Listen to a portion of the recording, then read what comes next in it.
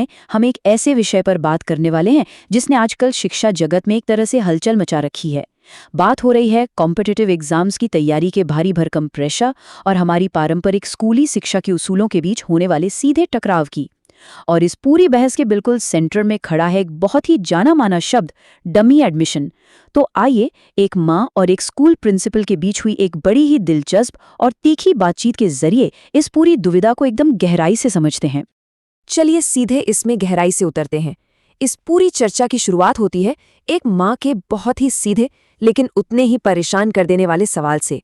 वो प्रिंसिपल से कहती हैं, सर मुझे बच्चे का डमी एडमिशन करवाना है, कोचिंग में बहुत लोड है, वो स्कूल और कोचिंग दोनों मैनेज नहीं कर पाएगा। अब सोचिए, ये सिर्फ एक माँ की शिकायत नहीं है, बल्कि आज के समय में हर दूसरे घर की जमीनी सच्चाई बन चुकी है ना? माँ की चिंता अपनी जगह बिल्कुल प्रैक्टिकल है, क्योंकि जब किसी स्टूडेंट पर नीट या जेईई जैसी परीक्षाओं का इतना भयानक प्रेशर होता है तो रोज स्कूल जाना उसे बस एक बोझ लगने लगता है। लेकिन आगे बढ़ने से पहले जरा इस बात को क्लियर कर लेते हैं कि आखिर ये डमी एडमिशन वाला क्या है। सीधे शब्दों में कहें तो ये एक ऐसा जुगाड़ है जहां स्टूडेंट का नाम तो स्कूल के रजिस्टर में पक्का दर्ज होता है, लेकिन वो क्लास में कभी शक्ल नहीं दिखाता। उसका सारा टाइम और एनर्जी सिर्फ और सिर्फ कोचिंग सेंटर्स में लगती है। पर पता है, प्रिंसिपल साहब ने इस पर तुरंत ब्रेक लगाते हुए कहा कि डमी एडमिशन नाम का कोई सरकारी नियम कभी था ही नहीं। ये तो बस हमारी सोसाइटी द्वारा बना ली गई एक गलत परंपरा है। स्कूल का असली मकसद सिर्फ कोई एंट्रेंस एग्जाम क्लियर करवाना नहीं होता, बल्कि अनुशासन में रहकर जीवन सीखना भी होता है। और बस यहीं से शुरू होता है इस पूरी बातचीत का सबसे बड़ा वैचारिक टकराव, यानी कोचिंग वर्सेस होलिस्टिक डेवलपमेंट। एक तरफ हमारी ये फास्ट पेस्ड कोचिंग की दुनिया है जिसका सिर्फ एक ही टारगेट है, टाइम बचाओ, एफिशिएंसी बढ़ाओ और किसी भी कीमत पर एग्जाम क्रैक करो। और दूसरी तरफ है हमारी पारंपरिक स्कूली शिक्षा, जो मानती है कि बच्चे का चौतरफा और समग्र विकास होना चाहिए। ये बात अब सिर्फ एक स्टूडेंट के टाइम मैनेजमेंट की नहीं रह गई है, बल्कि है इस बात पर एक बहुत बड़ी असहमति है कि आखिर सच्ची शिक्षा कहते किसे हैं। अब इस पूरी बहस में एक बहुत ही इम्पॉर्टेंट नंबर सामने आता है जो उस माँ के तर्कों को काफी स्ट्रांग बना देता है, और वो नंबर है 85%। जी हाँ, इस बच्चे ने अपनी 10वीं के बोर्ड परीक्षा में 85% मार्क्स स्कोर किए हैं। ये साफ दिखाता है कि बच्चा पढ़ाई लिखाई में बहुत ही शार्प और होनहार है। अगर हम बिल्कुल न्यूट्रल होकर सोचें तो उस माँ का ये कॉन्फिडेंस एकदम सही है कि उनका बच्चा एक मुश्किल एग्जाम आराम से निकाल सकता है। और इसी ब्रिलियंस को देखकर माँ को लगता है कि स्कूल को उनके होनहार बच्चे के लिए नियमों में थोड़ी सी तो छूट देनी ही चाहिए। अब इस स्लाइड में जो बात वाकई बहुत दिलचस्प है वो है इन दोनों की सोच के बीच का जमीन आसमान का अंतर। एक तरफ माँ का नजरिया है, वो चाहती हैं कि बच्चा घर में आइसोलेट रहे, सेल्फ स्टडी करे और अपनी पूरी एनर्जी बचाए, मतलब बच्चा बस चार दीवारी में पैक रहे और किताबों में घुसा रहे।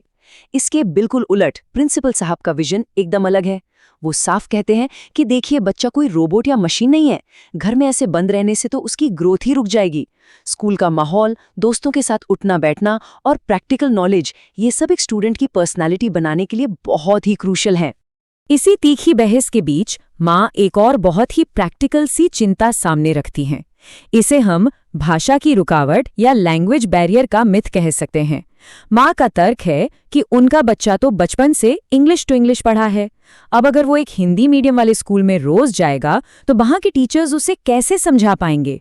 माँ के अंदर ये डर बैठ गया है कि बच्चे को कुछ पल्ले नहीं पड़ेगा और उसका जो सबसे कीमती टाइम है वो पूरी तरह से बर्बाद हो जाएगा।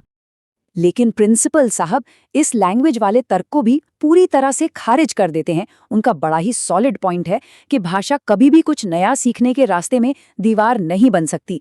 असली खेल तो कॉन्सेप्ट्स के क्लियर होने का है। अगर सब्जेक्ट की गहरी समझ है तो एक स्मार्ट स्टूडेंट हिंदी और इंग्लिश दोनों में आसानी से तालमेल बिठा लेगा। और जो सबसे गहरी बात उन्होंने कही वो ये कि असल जिंदगी के जो एग्जाम्स होते हैं ना, उनमें सिर्फ किताबी भाषा से काम नहीं चलता। स्कूल आने से बच्चों में रियल वर्ल्ड को फेस करने का जो कॉन्फिडेंस आता है वो कोचिंग के बंद कमरों में कभी नहीं मिल सकता, बिल्कुल नहीं।